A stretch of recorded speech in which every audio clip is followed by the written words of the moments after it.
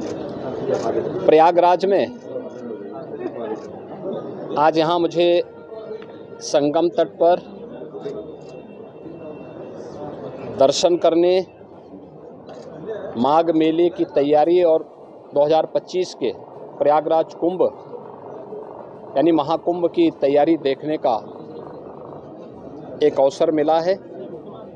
मैंने अपने सहयोगी मंत्रियों के साथ में, जनप्रतिनिधियों के साथ में यहाँ की पूरी व्यवस्था का निरीक्षण किया है। इस बार माघ मेला कुछ विशिष्ट होगा। खास तौर पर 500 वर्षों के बाद अयोध्या में श्री राम जन्मभूमि पर मर्यादा पुरुषोत्तम भगवान श्री राम की मूर्ति प्राण प्रतिष्ठा के कार्यक्रम को आदरणीय प्रधानमंत्री जी के कर कमलों से 22 जनवरी को भव्य आयोजन के साथ होने के कारण यहाँ का प्रयागराज में भी काफ़ी बड़ी संख्या में श्रद्धालुओं के आने की संभावना है। इसलिए माघ मेले की व्यवस्था का भी निरीक्षण करने के लिए विशेष रूप से मैं यहाँ पर आया हूँ। पहली बार यहाँ पर माघ मेले को विस्तार देने का कार्य हुआ है और प्रयास किया गया है कि यहाँ पे माघ मेले में लगभग 800 हेक्टेयर क्षेत्रफल में इस पूरे मेले को विस्तार दिया जाए। पहले की तुलना में इसको बढ़ाने की कार्य हुआ है। 6 सेक्टर बनाए गए हैं। पेंटून ब्रिज भी 6 इसमें बढ़ा करके तैयारी की गई है। इसके अलावा अन्य तमाम विभागों के द्वारा जो भी अवस्थापना सुविधाएं विकसित हो सकते हैं उनको यहाँ विकसित करने की कार्रवाई की जा रही है। अब तक लगभग हमारा अनुमान है कि 4000 के आसपास संस्थाएं इस पूरे आयोजन में यहाँ सहभागी बनेंगी और इन कार्यक्रमों के साथ जुड़ेंगी। इसके लिए चाहे वह चेकर प्लेट का हो, लगभग इसमें इसकी व्यवस्था भी लगभग 100 किलोमीटर के आसपास के दायरे में ये बिछेंगी। यहाँ पे जलापूर्ति के लिए जो व्यवस्था की जा रही है, लगभग 200 किलोमीटर की पाइपलाइन इस पूरे माघ मेला क्षेत्रफल में बसाने की व्यवस्था भी की गई है। 18,000 से अधिक LED स्ट्रीट लाइट लगाने की व्यवस्था की जा रही है। ड्रेनेज पाइप भी यहाँ पे लगभग 63 से 65 किलोमीटर की बिछाने की कार्रवाई की जा रही है और 21,000 शौचालय, एक स्वच्छ और भव्य कुंभ के लिए शौचालय की अपनी व्यवस्था है।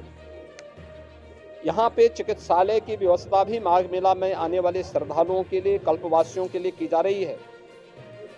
और इस पूरे व्यवस्था के साथ साथ हम लोगों ने स्नान घाट की व्यवस्था भी यहाँ पर करने के लिए निर्देश दिए गए हैं, जिसमें विशेष रूप से 8000 फीट से अधिक के जो है घाट, स्पेशल घाट यहाँ पे तैयार किए जा रहे हैं मेले की दृष्टि से। गत वर्ष की तुलना में कल्पवासियों की संख्या बढ़ने की भी यहाँ पे संभावना है और उसी को ध्यान में रख करके सारी तैयारियां की जा रही हैं।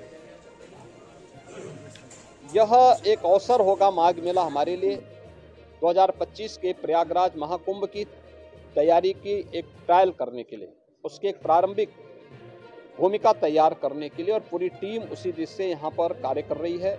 ट्रैफिक की व्यवस्था को सुनिश्चित करने का कार्य हो या फिर यहाँ पर पार्किंग के स्पेस को, कोई भी श्रद्धालु को, कल्पवासी को कोई दिक्कत न हो, इसके लिए भी पूरी व्यवस्था और उस प्रकार के सुविधा देने के निर्देश यहाँ पर दिए गए हैं। मुख्य स्नान जो होंगे, मकर संक्रांति का पहला स्नान 15 जनवरी को होगा।